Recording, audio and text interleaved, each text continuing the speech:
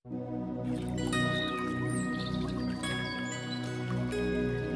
আমরা ভগবদ গীতার বিষয়ে আলোচনা করতেছি। আজকে হচ্ছে 32 নম্বর শ্লোক। 32 নম্বর শ্লোক এখানে ভগবান কৃষ্ণ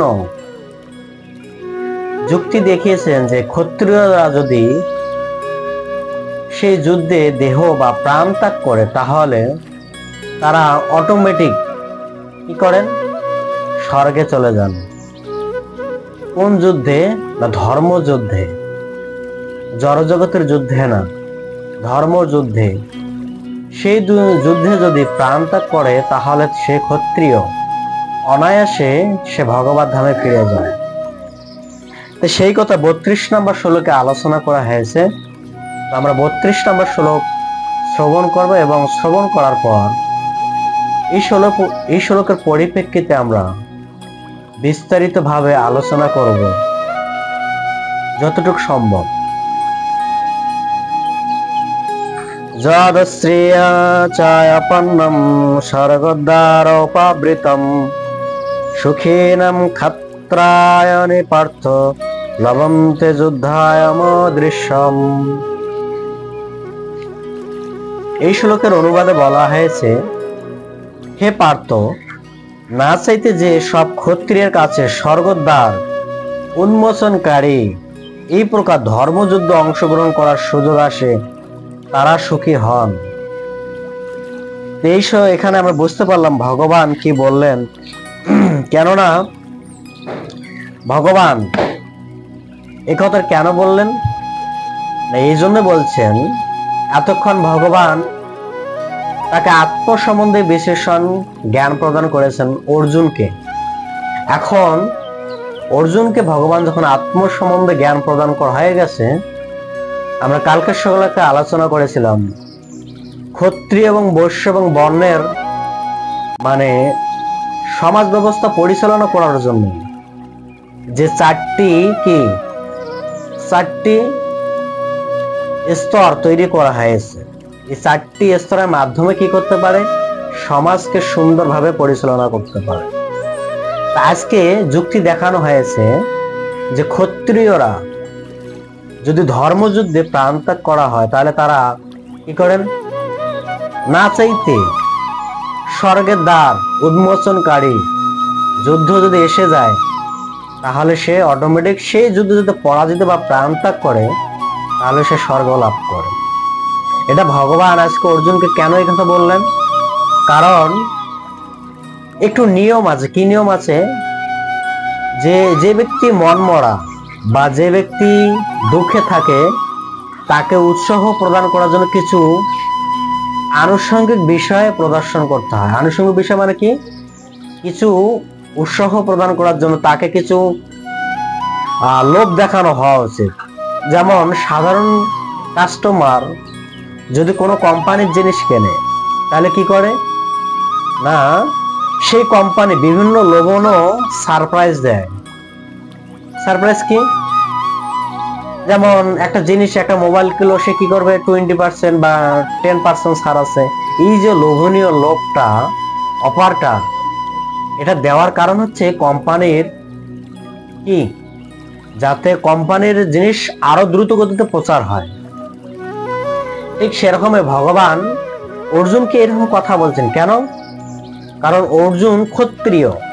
ক্ষত্রিয় কর্তব্য কি? যুদ্ধ করা। যদি অর্জুন যুদ্ধ না করে তাহলে তো সমস্যা। এই জন্য ভগবান যুক্তি দেখিয়েছেন যে তুমি ক্ষত্রিয়, ক্ষত্রিয়ের কাজ কি? এই ধর্মযুদ্ধে হে পার্থ, না চাইতে এইরকম ধর্মযুদ্ধ স্বর্গের দ্বার উন্মোচনকারী। কত সুন্দর কথা বলছেন, স্বর্গের দ্বার উন্মোচনকারী এই ধর্মযুদ্ধে যদি কেউ প্রাণ ত্যাগ করে তাহলে নিশ্চয় সে স্বর্গে যাবে। কত সুন্দর যুক্তি দেখিয়েছেন। আর এটা বলার অর্থ হচ্ছে এটাই, যাতে অর্জুন যুদ্ধ করেন। কেন? যুদ্ধের মাধ্যমে সে কি করতে পারে? যদি দেহ ত্যাগ করে তাহলে সে স্বর্গ লাভ করবে। আর যদি সে পরাজিত হয় তাহলে তার কলঙ্ক থাকবে না। হুম পরবর্তী শ্লোকে এটা আলোচনা করবেন যে কি না এই যুদ্ধে তোমার যশ যারা তোমাকে এতক্ষণ খুব ভালোবাসতো তারা কি তোমার নিন্দা আদি করবেন। এই যে তোমার আত্মীয় স্বজন বন্ধু বান্ধব এরা তোমার দয়ার পরবশ দেখবে না। যে ব্যক্তি যে ভাষায় বোঝে তাকে সেই ভাষায় বোঝানো উচিত। কেন? এটা ভগবান এই জন্য বলছেন যে তুমি যাদেরকে দয়ার পরবশতে ছাড়তে চাচ্ছ কি না তুমি যুক্তি দেখেছো না আমি পিতামহ গুরু দ্রোণাচার্য এরকম আত্মীয় স্বজন যদি আমি হত্যা করি তাহলে তো তারা পাপে লিপ্ত হবে। আর পাপে লিপ্ত হলে কি হবে? পাপে লিপ্ত হলে সে রক্ত মাখা আমি কি করে রাজ্য ভোগ করতে পারি? অর্জুনের কত সুন্দর যুক্তি, কিন্তু ভগবান তাকে পরিপ্রেক্ষিতে কি যুক্তি দেখাচ্ছেন?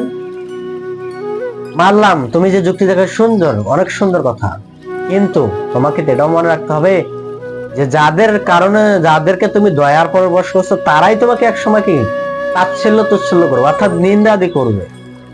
আমরা দেখতে পারি কোন ব্যক্তি যদি দয়ার পরবশতে ছাড় দেয় সেই ব্যক্তি কি করে না ওই ব্যক্তিটা সেই ব্যক্তিটাকে কি করেন উপহাস করেন, তাচ্ছিল্য দেন। আরে তাকে দয়ার পরবশে তাকে ক্ষমা করে দিয়েছে, কারণ তার গায়ে বল আছে বলে সে ক্ষমা করতে পারে।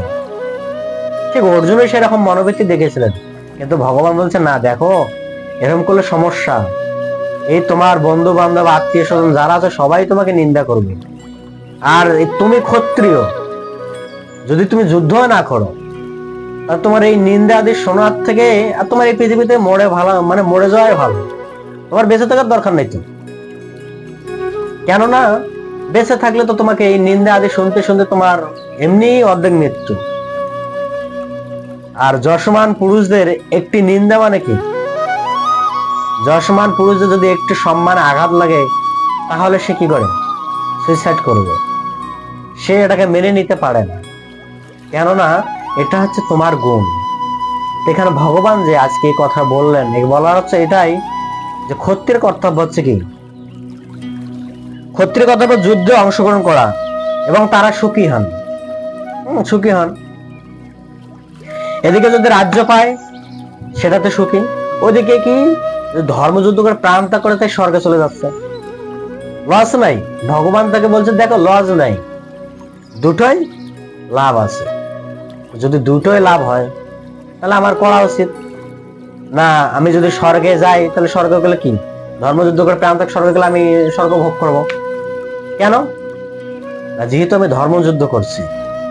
প্রথমে বলা হয়েছে ধর্মক্ষেত্রে কুরুক্ষেত্রে সমবেত যুদ্ধোৎসব।